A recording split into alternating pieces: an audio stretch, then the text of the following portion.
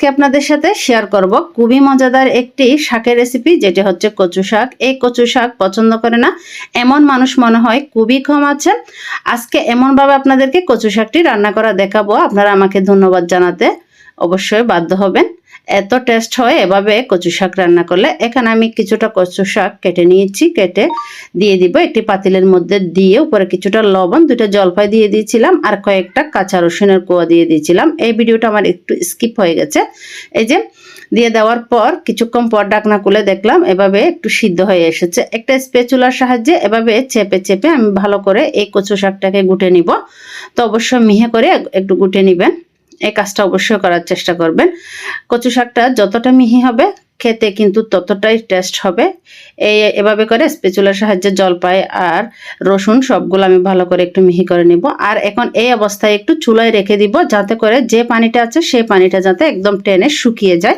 এখন একটা স্পেশাল আমি মশলা তৈরি করে নিব। মশলাটা এখানে কিছুটা জিরা দিয়ে দিয়েছি, শাহি জিরার সাথে এমনি গোটা জিরা, আর দিয়ে দিয়েছি গোটা ধনিয়া, দিয়ে দিয়েছি কয়েকটা মরিচ, শুকনা মরিচ, আর দিয়ে দিয়েছি লবঙ্গ, এলাচ দিয়ে ভালো করে একটু ঠেলে নিব। এই মশলাগুলো যখন মোটামুটি হালকা একটু টেলে নেওয়া হয়ে যাবে, এখন আমি এখানে দিয়ে দিব পাঁচফোড়ন। পাঁচফোড়নটা আমি প্রথমে দিই নাই, কারণ হচ্ছে পাঁচফোড়নে কালো জিরা আছে, সেজন্য একটু পড়ে যাওয়ার সম্ভাবনা আছে, তাই পাঁচফোড়নটা পরেই দিলাম।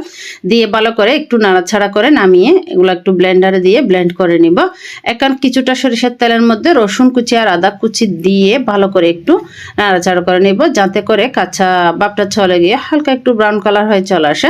দিয়ে দিলাম কয়েকটা শুকনা মরিচ, দিয়ে দিব পেঁয়াজ কুচি, আর দিয়ে দিব বেশ কিছুটা কাঁচামরিচ কুচি, দিয়ে ভালো করে একটু করে ভেজে নিতে হবে। ভেজে নেওয়া হয়ে গেলে এখন আমি দিয়ে দিব সিদ্ধ করা কচু শাক। এই কচু শাকগুলো অবশ্যই আপনারা শুকিয়ে নেওয়ার চেষ্টা করবেন, পানি যাতে কোনো রকম না থাকে। এই যে আমারগুলো দেখছেন একদম শুকিয়ে গেছে। এখন আমি ভালো করে মশলার সাথে এই কচু শাকটাকে মিশিয়ে নিব।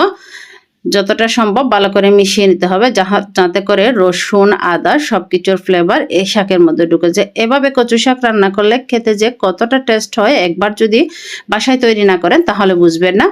এই যে এখানে আমি দিয়ে দিলাম কিছুটা পরিমাণ ধনিয়ার গুঁড়া, হলুদের গুঁড়া, লাল মরিচের গুঁড়া, ভাজা জিরার গুঁড়া, উপরে স্বাদ মতো কিছুটা লবণ দিয়ে ভালো করে একটু মিশিয়ে নিতে হবে। আজকে কচু শাকের রেসিপিটি যদি ভালো লেগে থাকে, রেসিপিতে একটি লাইক কমেন্ট শেয়ার করে ওদের দেখার সুযোগ করে দিবেন। আর কে কোথায় থেকে ভিডিওটি দেখছেন অবশ্যই জানাতে ভুলবেন না।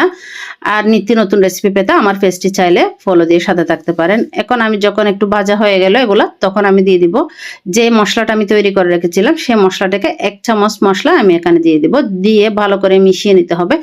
এই মশলাটা কচু শাকের জন্য ম্যাজিকের মতো কাজ করে। এটা দেওয়ার ফলে খেতে এতটাই টেস্ট হয়। আমি একটু লবণও দেখলাম, বেশ একদম পারফেক্ট হয়েছে। আপনারা অবশ্যই লবণ দেখবেন। এ পর্যন্ত, আল্লাহ হাফেজ।